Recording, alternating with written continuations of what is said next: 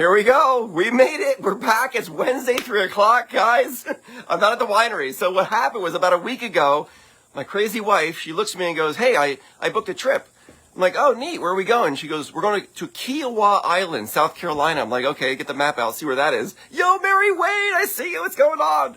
And I go, when do we leave? She goes, oh, this Sunday. I'm like, oh my God. So we've been at Kiowa Island this week. A lot of fun. We're riding bikes all over. The kids have been on the beach. This morning we went on a bike ride. It was like 7 miles. I ended up putting Maggie's bike in the back of the cart and taking her with me on my cart. What's happening, guys? Richard, I see you guys. I see you guys. Thanks for being there. Oh my gosh. So today, got a really fun one. I hope this has a positive impact on you. I hope it adds value to your life. Arlene, I see you. Oh my gosh. What's happening, Chris? I see you, man.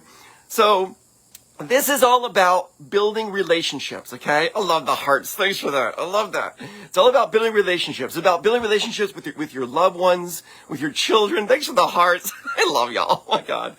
Donna Martin. I see you, Donna. What's going on, Pat? Building relationships with your children, with your friends, with your coworkers, with all the people you love. It's all about relationships. I hope you enjoy this. I had a lot of fun putting it together. So besides my mom and my wife, who do you think has had the largest positive impact on me? Any ideas? You want to make a comment? Who do you think it is? Who has had the largest impact on me? Yo, Ken! I see you, Ken, man. The guy's name is John Maxwell. Dr. John Maxwell, okay? If you enjoy the stuff that I'm putting out into the world and the things that I like to be around and create, you will love John Maxwell. John Maxwell is the person that I model my life after. He's my role model. He's my hero. In fact, he's so much my hero that I have assumed his personal mission statement. Right? Mary Wade loves him. I'm with you, Mary Wade. Is like, man, I'm sitting in the Stroud Mall parking lot. This was probably about 20 years ago. In the Stroud Mall parking lot. And my mom's got John Maxwell on. And I'm sitting there. Love the hearts. Thanks for that. And John Maxwell goes, my mission in life is to add value to others. And it hit me like a lightning bolt. I go, oh my God, that is going to be my mission statement. That's my mission in life, to add value to others. That's why everything I do is try to design a life to bring people together, to create moments you never forget. I love y'all. So, I listen to John Maxwell every day, right? I love the hearts. Every single day. Every day you'll find it somewhere on my phone that I've listened to him. In fact, you can subscribe to a morning email. He'll send you an email every morning, something about adding value to life, adding value to people, adding value to your world. The guy is great, okay? The other day, he's talking about defining success. So imagine this. My hero, John Maxwell, is defining success. And he says, you know, most Americans think about money when they think about success. Whenever you go, okay, successful people, you think, you know, big business, big money, right? John Maxwell defines it like this, though. Oh my God, changed my life. John Maxwell says, you're successful if the people that you know the best are the ones that love you the most. They're the ones that respect you the most.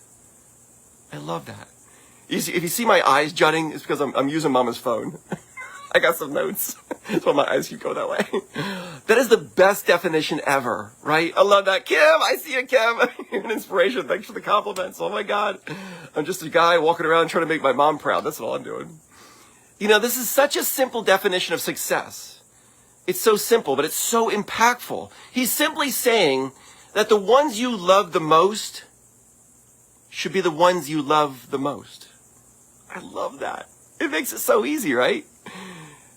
He goes, it's simple advice, but have you ever seen someone be so polite to someone they don't even know, and then they turn and they're rude or they're inconsiderate to their own family members? I've seen that. And I always cringe. I always go, oh no.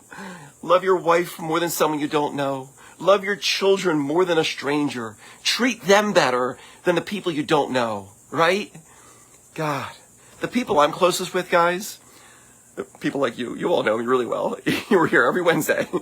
People like my wife, people like my children, people I work with, they're the ones that I want to think the most of me because they're the ones I'm closest to. So they're the ones I always try to treat the very best. I love the hearts, Carla. I love that. God, 20 years ago, John Maxwell taught me this rule. He says, people trump everything. I love that. People trump everything. Always choose to treat people better than anything that ever happens. always choose relationships. Because after all, relationships matter. That was our slogan at Star Medical. Relationships matter. Here's what I mean by this. Something played out this past week at work. Someone at work, they kind of messed up, right? They did something they should have done, right? Messed up. In that moment, I have a choice. I can choose compassion or anger. I can choose understanding or disappointment. The choice is mine, right? Yeah. The challenge I had, I could have written them up. I could have, sent them a warning letter. I could have chosen all that stuff, but I didn't. I chose to be compassionate. I chose to be understanding. And you know what? By doing this, I guarantee you that the person that I had this challenge with, they will never let me down again. Because I chose the relationship. I told them how much they mean to me. I told them how much I value them. And I know it'll never happen again. That is one of the best examples of choosing a relationship over the incidents, over the problem. Always choose the relationship. It's good to keep in mind, I say it all the time, every problem you're facing is an opportunity. It is. If there were no opportunities, you'd have nothing to do with your life, right? So every problem is an opportunity. And sometimes the opportunities can provide a chance to build a relationship, to build an emotional connection with someone. Always choose that opportunity. Take it every time. Because, I always say the real power of an individual, where it lies? It lies in the time distance between the stimulus in your life and your response to it. That's where the power is. That's where we're deciding relationships over anger, relationships over frustration. Always choose the relationship. Every time. People always, always choose to build someone up rather than tear them down. Choose to save the relationship with people every time. Because in life, people don't get the relationships they want. They get what they are. And when you're building other people up, you will have wonderful relationships in your life. And simply put, man, what you want tomorrow, you got to build today. So what are we building today, right? I love the hearts. You're with me on this, guys. Oh my gosh. I wish y'all could have met my mom. Oh my God. My mom was a rock star. Absolute rock star. I'm so grateful that what she did for me as a child. Because, there's two basic things every child needs. Two basic things. John Maxwell again, guys. He says every child needs to be needed. That's the fact of life. Every person needs to be needed. And every single child needs to belong to something. They need to have a sense of belonging. My mom fulfilled both of those in my life. She'd build me up every second that I was with her. I couldn't be around her for 5 seconds without her just praising over me. She would say, "I'm so glad God gave you to me," claiming me as hers.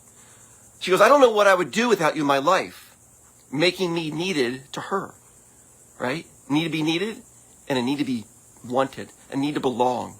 She fulfilled my need to be needed and my need to belong when I was unaware that I needed it.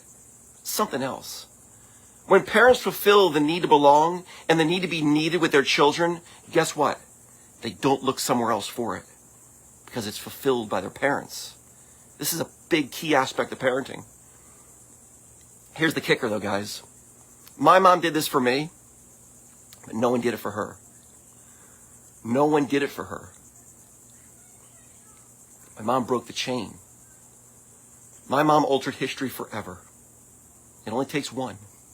People say, how can one person change the world? The only thing that's ever changed the world is one person. It takes one person to make a decision that this will be the day that things change in my life. Now I do it naturally because it's all I know. It's all my mom taught me.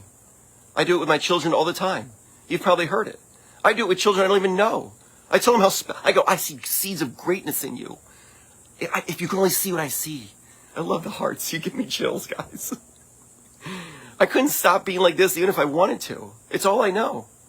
My mom convinced me. She convinced me at a young age that I was more than a conqueror.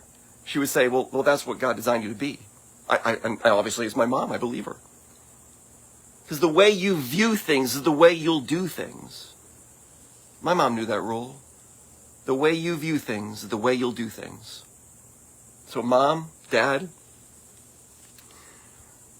you're shaping the next generation of children. You're shaping the next generation of this great country of ours. Speak words of praise, encouragement. Build them up. Focus on the good, the clean, the pure in them. Because you're going to get what you're looking at.